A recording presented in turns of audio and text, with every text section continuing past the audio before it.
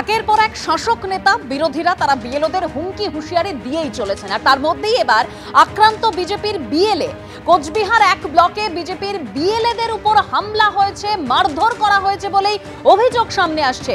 মারধরে আহত দলের কয়েকজন বিএলএ দাবি করা হয়েছে বিজেপির তরফে। তৃণমূলের বিরুদ্ধে হামলার অভিযোগ করছে বিজেপি, যদিও এই গোটা ঘটনা অস্বীকার করেছে শাসক দল। কোচবিহার এক ব্লক অফিসে বিএলএদের সঙ্গে বৈঠক কমিশনের। বৈঠকে ঢোকার আগেই বিজেপির বিএলএদের মারধরের অভিযোগ, এবং যে অভিযোগ তৃণমূলের বিরুদ্ধে।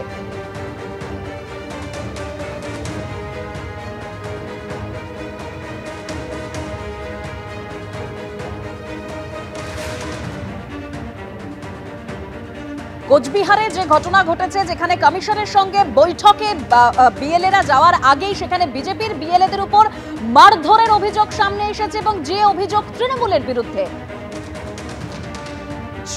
এই গোটা ঘটনা অস্বীকার করেছে শাসক দল। কোচবিহার এক ব্লক অফিসে যেরকম বলছিলাম বিএলএদের সঙ্গে বৈঠক কমিশনের, সেই বৈঠকে ঢোকার আগেই বিজেপির বিএলএদের মারধরের অভিযোগ তৃণমূলের বিরুদ্ধে। একদিকে আমরা দেখেছি বিএলওদের হুমকি হুঁশিয়ারি দিয়ে চলেছেন শাসক নেতা থেকে বিরোধীরা। এবার বিজেপি বিএলএর আক্রান্ত হওয়ার অর্থাৎ হামলার ঘটনা খবর প্রকাশ্যে আসছে, মারধর করা হয়েছে বলে অভিযোগ সামনে আসছে, এবং সেই গোটা ঘটনায় অভিযোগ কিন্তু তৃণমূলের বিরুদ্ধে। বুধবার বর্ধমানে বিজেপির মিছিলে হাইকোর্টের তরফে অনুমতি পাওয়া গিয়েছে। দুপুর 2টা থেকে সন্ধ্যে 6টা পর্যন্ত বিজেপির মিছিলে অনুমতি। 8000 মানুষকে নিয়ে মিছিল করা যাবে, নির্দেশ দেওয়া হয়েছে আদালতের তরফে। আর কি নির্দেশ রয়েছে বিস্তারিত জানবো, সৌভিক মজুমদার আমাদের প্রতিনিধি রয়েছেন। সৌভিক, দেখো, আগামীকাল এবং পরশুদিন অর্থাৎ 4 এবং 5 নভেম্বর দুটি মিছিল দুটি জায়গা থেকে করার জন্য বিজেপির তরফ থেকে কলকাতা হাইকোর্টে অনুমতি দেওয়া হয়েছিল, এবং মাননীয় বিচারপতি কৌশিক চন্দ্র তিনি কিন্তু এই দুটি মিছিলেরই অনুমতি বিজেপিকে দিয়েছেন। প্রথম যে মিছিলটি হবে সেটি আগামীকাল সোদপুর থেকে আগরপাড়া পর্যন্ত এই মিছিল হবে, এবং সেই মিছিলের জন্য অনুমতি দেওয়া হয়েছে। বিকেল 3টে থেকে সন্ধ্যে 5টা পর্যন্ত এই মিছিল হবে, এবং মিছিলের শেষে সংক্ষিপ্ত পথসভা বা সংক্ষিপ্ত যে বক্তব্য পেশ সেটা করা যাবে, এবং তার পাশাপাশি 1000 লোককে নিয়ে মিছিল করতে হবে। শান্তিপূর্ণভাবে এই মিছিল করতে হবে, এবং পর্যাপ্ত নিরাপত্তার জন্য পুলিশকে বন্দোবস্ত করতে হবে। এবং অপর যে মিছিলটি রয়েছে সেটা কিন্তু আগামী পরশুদিন অর্থাৎ 5 নভেম্বর রয়েছে। সেই মিছিলটি পূর্ব বর্ধমানের বড় নীলপুর মোড় থেকে কার্জন গেট পর্যন্ত করা যাবে, সেই অনুমতি কলকাতা হাইকোর্ট দিয়েছে। অন্যান্য শর্তের পাশাপাশি 8000 মানুষকে নিয়ে অর্থাৎ 8000 সমর্থক নেতা কর্মীকে নিয়ে বিজেপি কর্মীরা এই মিছিল করতে পারবেন। এবং যেটা এখনো পর্যন্ত খবর, যে এই দুটি মিছিলেই সম্ভবত বিরোধী দলনেতা শুভেন্দু অধিকারী তিনি উপস্থিত থাকতে পারেন। ফলে কলকাতা হাইকোর্টের তরফ থেকে আজকে এই দুটি মিছিলের জন্যই বিজেপিকে অনুমতি দেওয়া হয়েছে।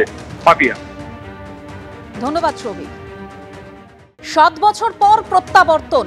আনুষ্ঠানিকভাবে আজ তৃণমূল কংগ্রেসে যোগদান করলেন শোভন চট্টোপাধ্যায় এবং বৈশাখী বন্দ্যোপাধ্যায়। তৃণমূল ভবনে সাংবাদিক বৈঠকের মাধ্যমে তারা যোগদান করেছেন, যেখানে উপস্থিত ছিলেন, আপনারা দেখতে পাচ্ছেন সেই ছবি, সুব্রত বক্সী, তৃণমূলের রাজ্য সভাপতি সুব্রত বক্সী, এবং রাজ্যের মন্ত্রী তথা তৃণমূল নেতা অরূপ বিশ্বাস তারা সেখানে ছিলেন। শোভন চট্টোপাধ্যায় তিনি আজকে আনুষ্ঠানিকভাবে যোগদান করার পর বলছেন যে আমার ধমনী শিরায় তৃণমূল কংগ্রেস, তৃণমূলের সঙ্গে আমার আত্মিক যোগাযোগ, আমার কৃতজ্ঞতা জানানোর ভাষা নেই।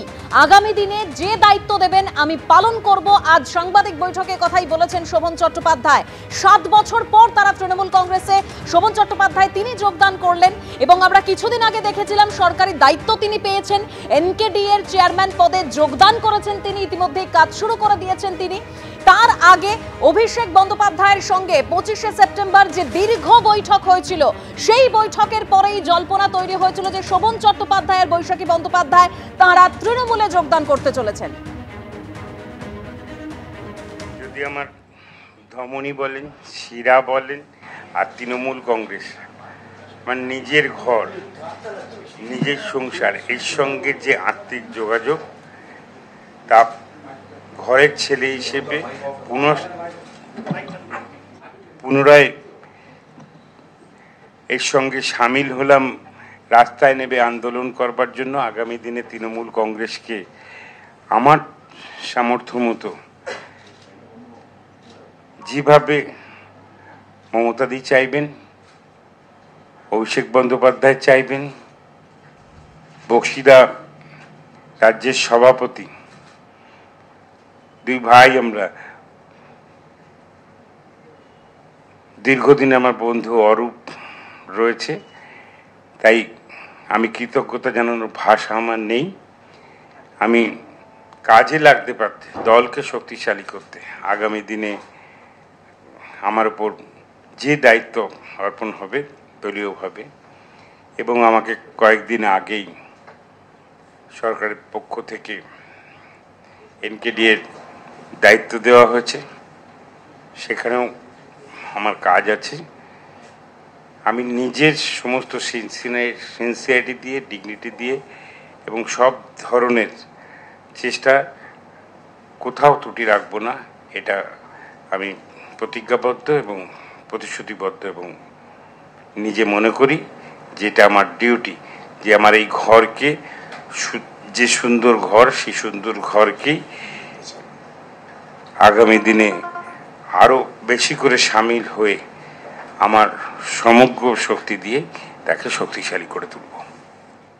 আর এরপর আপনাদের সামনে তুলে ধরবো যখন তৃণমূল ভবনে পৌঁছলেন শোভন চট্টোপাধ্যায় এবং বৈশাখী বন্দ্যোপাধ্যায়, তখন শোভন চট্টোপাধ্যায় কি বলেছিলেন শুনুন। তৃণমূল ভবনে আজকে আসছি, আজকে যেভাবে এনকারেজ করেছে অভিষেক, আজ সাংবাদিক বৈঠকে যে ছবি আপনারা দেখতে পাচ্ছেন, রাজ্যের মন্ত্রী অরূপ বিশ্বাস তিনি উপস্থিত ছিলেন এবং তিনি যেটা বলেছেন যে দলে ফেরার আবেদন জানিয়েছিলেন শোভন চট্টোপাধ্যায়। শোভন চট্টোপাধ্যায় অর্থাৎ ঘরের ছেলে ঘরে ফিরেছেন, এই মন্তব্য অরূপ বিশ্বাসের। শোনাবো। দেখুন, সবাইকেই আমার মনে হয় যে একটা সময় সবাইকেই মমতা বন্দ্যোপাধ্যায়ের কাছে আসতে হবে। তার কারণ মমতা বন্দ্যোপাধ্যায় যেভাবে তিল করে বাংলাকে গড়ছেন, এর আগে সেইভাবে বাংলাকে কেউ গড়েননি। ফলে যদি কেউ বাংলাকে ভালোবাসেন, বাংলার মানুষকে ভালোবাসেন, তাদের সবাইকেই মমতা ব্যানার্জির কাছে আসতে হবে।